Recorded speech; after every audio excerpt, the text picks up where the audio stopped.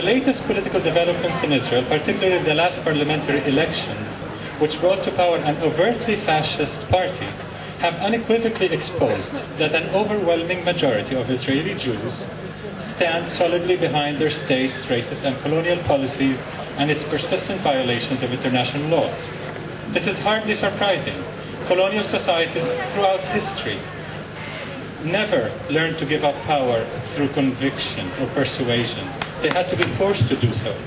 And while Palestinians have a right to resist occupation in various means, my contention is that nonviolent civil resistance, particularly boycott, is the most morally and politically sound strategy for us to adopt. After almost 60 years since the Nakba and 40 years of occupation, it's time to end Israeli oppression in its various forms. Israel's particular form of apartheid is different in many ways from South Africa, as has been mentioned. It is a three-tiered system of oppression consisting of occupation and colonization of the 1967 Palestinian territory, including East Jerusalem, denial of Palestinian refugee rights, including the right to return, and the system of racial discrimination against Palestinian citizens of Israel. People mention the Palestinian people, describing those in the West Bank and Gaza. Let me make this correction. This is a tiny minority of the Palestinian people.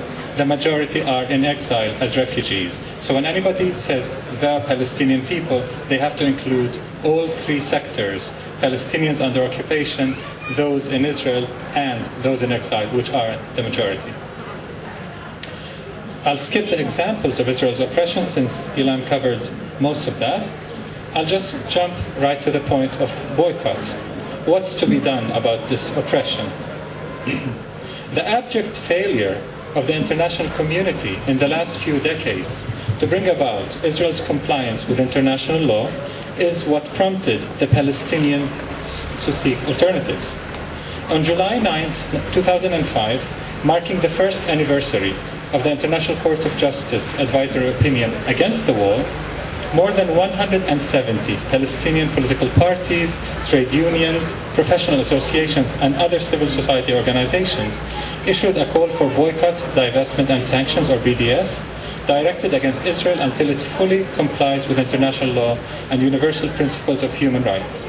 Several speakers this morning entirely ignored BDS. They mentioned several aspects of Palestinian nonviolent struggle, and I don't know if it's intentional or unintentional. Regardless, they ignored what a huge majority of Palestinian civil society has called for: boycott. The BDS campaign is anchored in Palestinian nonviolent resistance to Israeli oppression. Setting an important precedent, this historic call was signed by representatives of the three constituent sectors of the people of Palestine: occupation, those under occupation, boycotts, and implement divestment initiatives against Israel, similar to those applied to South Africa during apartheid, to bring about an end to Israel's colonial oppression. A crucial feature of the call, which people sometimes forget, is its direct appeal to conscientious Israelis to support it. To be in effective solidarity with Palestine today is to actively support some form of BDS. This is what the overwhelming majority of Palestinian civil society is calling for.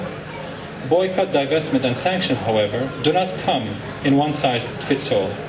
If the basic premise that Israel needs to be pressured is accepted, then various forms of boycott, divestment, and sanctions can be adopted according to the specific context in each country.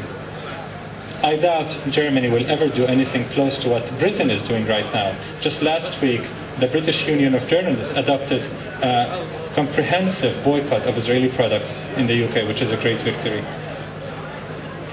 There are many arguments, however, against BDS. I shall try to summarize the most popular and least irrational among them, giving counter-arguments, obviously. The key to my counter-arguments will be moral consistency. The first set of arguments against BDS. First, Israel is essentially a democratic country with a vibrant civil society, and therefore it can be convinced to end its oppression without sanctions.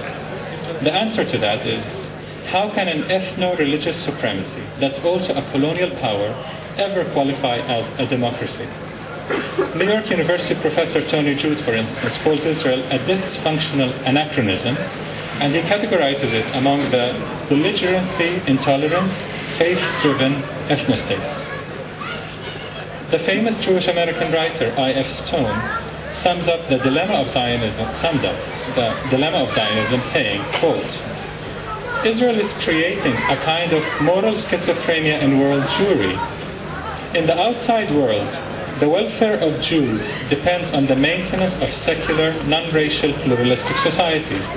In Israel, Jewry finds itself defending a society in which mixed marriages cannot be legalized, in which non-Jews have a lesser status than Jews, and in which the ideal is racist and exclusivist, end of quote. Second argument against BDS.